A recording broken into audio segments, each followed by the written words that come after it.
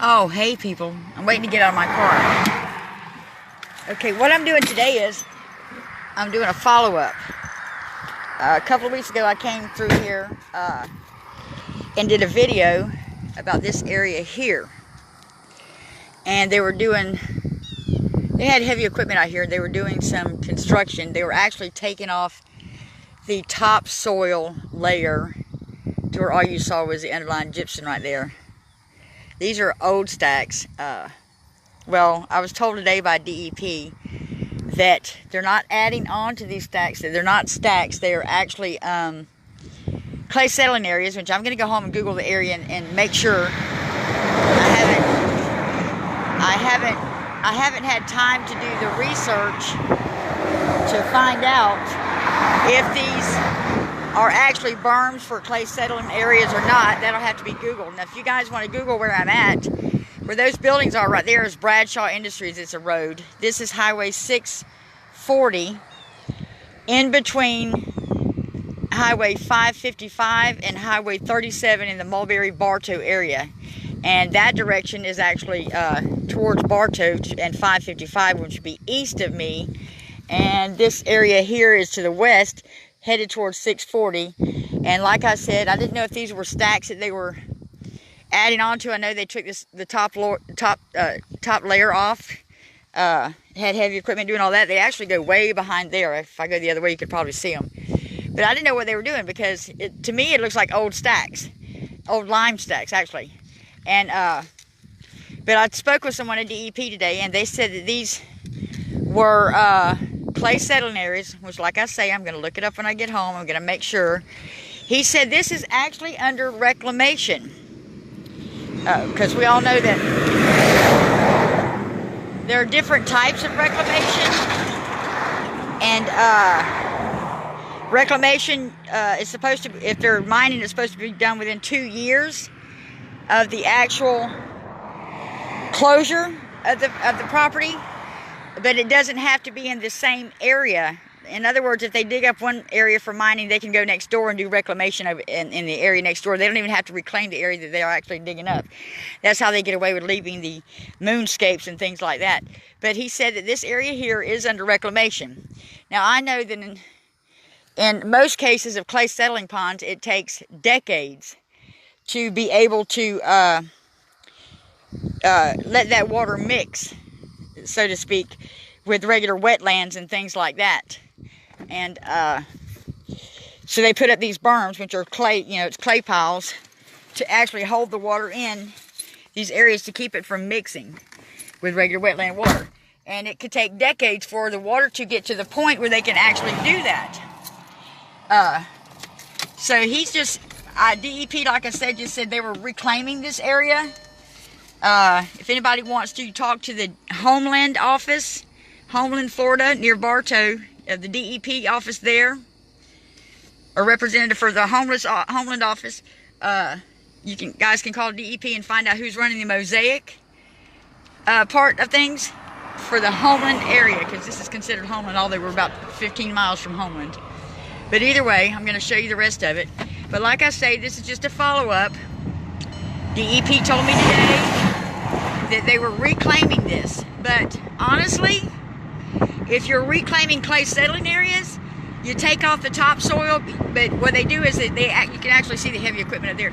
What they do is they flatten these berms out. Once it gets to a certain point, they can flatten these out, and so the water can be allowed to mix. But if these were being under reclamation, then why didn't they flatten them out? They just took the topsoil off where you can see the gypsum, and now they've got new grass planted on there. So I don't know what's going on, because part of reclamation, I could be wrong because I'm not a reclamation expert. I really don't. That's something I've really got to get into as far as the clay settling areas. I've done reclamation on regular land, a lot different than restoration. Reclamation, they just have to make it appear to be like it was before, and it doesn't have to be satisfactory for wildlife or plant life or anything like that. So, but I know the clay settling areas, they get to a point where they can actually flatten them out. I personally have never seen any flattened out as far as land reclamation. I've been here 50 years, and I've never seen any clay settling areas, the berms around them being flattened out where they can actually let the water mix. So, But anyways, I just wanted to catch you guys up on that. If you want to know where I'm at, I'm on Highway 640, in between Highway 640 and I'm on Highway 640, in between Highway 37 and Highway 555, which is Bartow and Mulberry areas. You can Google that. If you want to look that up and see if there's actually ponds behind those berms, that's cool. I'm going to do that when I get home. But you can see all they've done is take the topsoil layer off, and now they've got a new layer on there.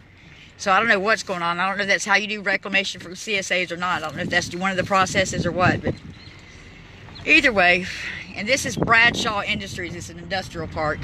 So you guys want to peep that. But anyways, again, this is just a follow-up of last week when I saw them taking off the top layer of those berms right there. Now, also, I did a video of a stack that was in Brewster. I actually took somebody down there with me, good friend of mine. You know who, Paula? And we did some drone flights because we wanted to find out if this stack was being added onto. I'll go down there this afternoon and do a video. Apparently, what that is they're closing that stack. And that stack is actually at Hooker's Prairie. It's an old lime stack. I told the DEP, I said, well, if they're closing it, why are they adding on to it? You know, he said they're not permanent for that. I said, let me tell you something. I said, I've got videos of every freaking stack in my area. I said, and I know when they're bigger and when they're not. And for them to, you know, to take the top soil off, then the next week the damn things are bigger, you know, and then the next week they've got grass planted on them with water on it. I said they're adding on to those stacks, you know. And I mentioned the one in Bartow, you know, in Mulberry, how after Wingate mine was got their. Hold on, I'm rolling up my window so you guys can hear me. But I mentioned to him, you know, how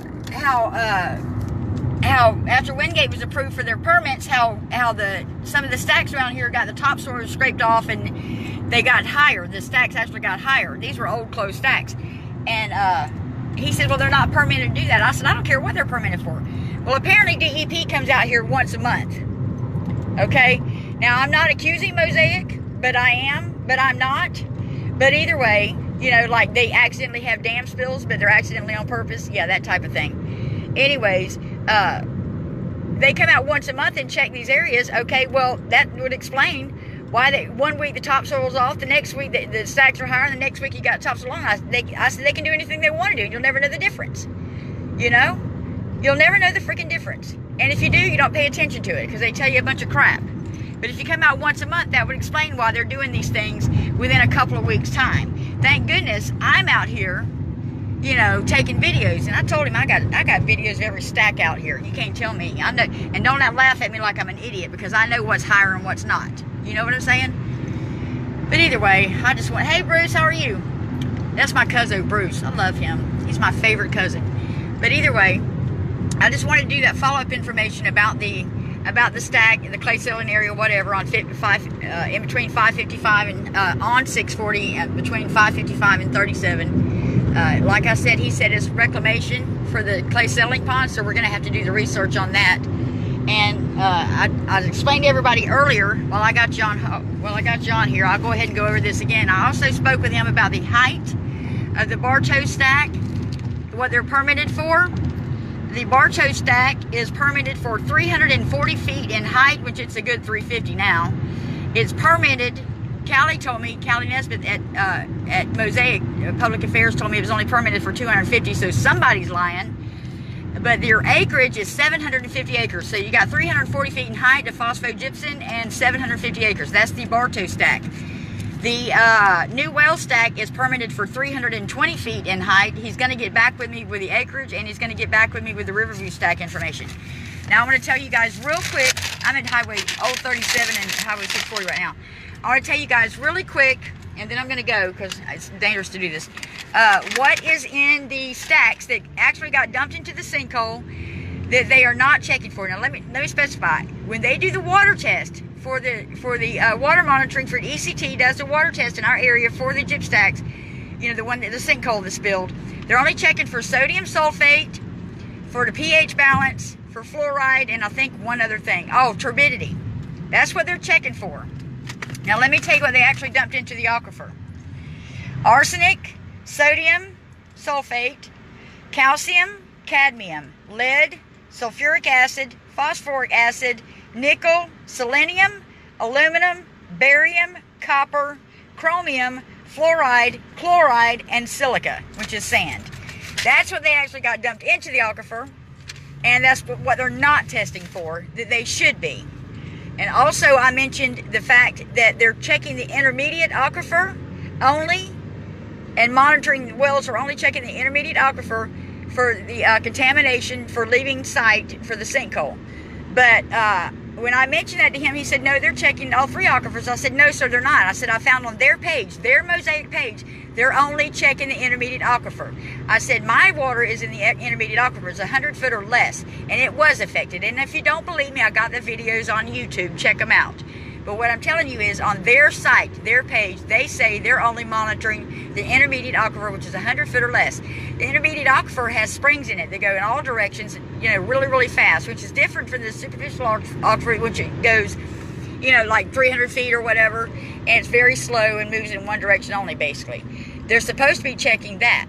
They're not checking that according to their site. DEP said they are, so maybe that's something somebody needs to dig into. I got DEP records, I know what, and Mosaic records, I know what they're doing. Either way, I'm home. This is my house. I live up here on this little phosphate-contaminated radioactive hill.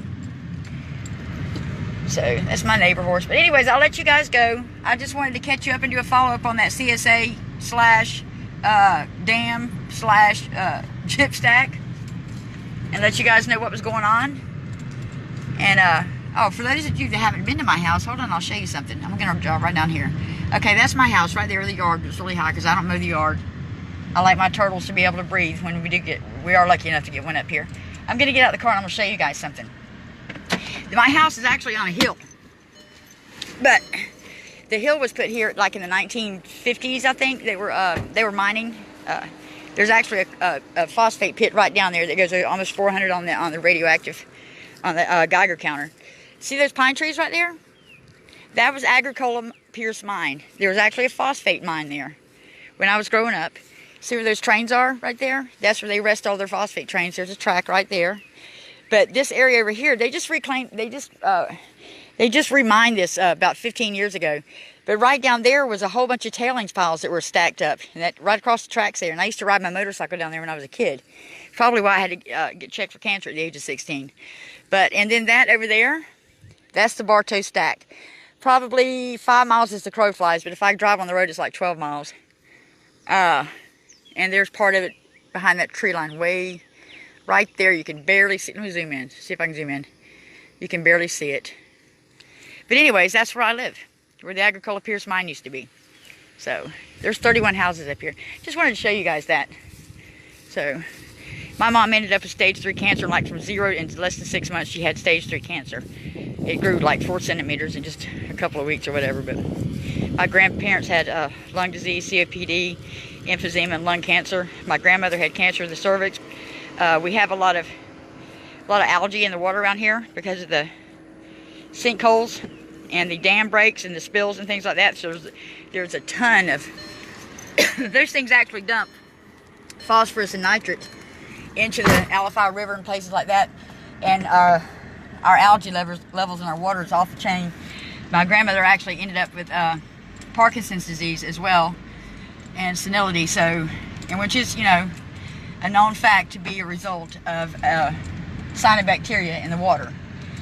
And a lot of you people don't think that we are related to the incidents and the spills, and you don't think we actually contribute to the Everglades. But the Peace River watershed and the Alafai watershed is where I live. And those watersheds, that's my house. Yeah, it's a crazy house. I got my kids' stuff up there. Just went and got it from the house the other day. Their house they used to live in. Put it on the porch. I ain't moved it yet. But anyways, the Alafai watershed and the Peace River watershed are contributors to the Everglades. We're the headwaters of the Everglades. And Swift Mud is actually working on the problem from Lake Okeechobee on south. They're not trying to work on the problem, what actually causes the cyanobacteria, and the phosphorus and nitrate and stuff like that to actually have the algae problem. They're not they're not trying to fix the problem as to why it's dumped in there and how it gets there to begin with. And they want to blame it on sewage and fertilizer and everything else, which is the main part of it. But in any of those reports, have any of you ever found mining, phosphate mining? No, you don't, because they keep it out, because they pay big taxes in Tallahassee. But either way, that's something you guys need to research as well. Find out about the watersheds and how. I know since 1940, there's only been, I think, 45 reported spills or accidents from the phosphate mining area or phosphate mines since the 40s. And that's only that they tell people about. That's not the ones that aren't reported. There's several that aren't reported. You know, like 3 sinkholes just in my area alone. So, but anyways, I got to go in the house and check on my mama. I just wanted to catch you guys up on that stuff. Hey, Barbara, how are you? Anyways, I'll let you guys go. I just want to do that follow-up for that. I'll do a follow-up later on for the Brewster mine, for the stack down there at Hooker's Prairie. So, we'll talk to you guys later.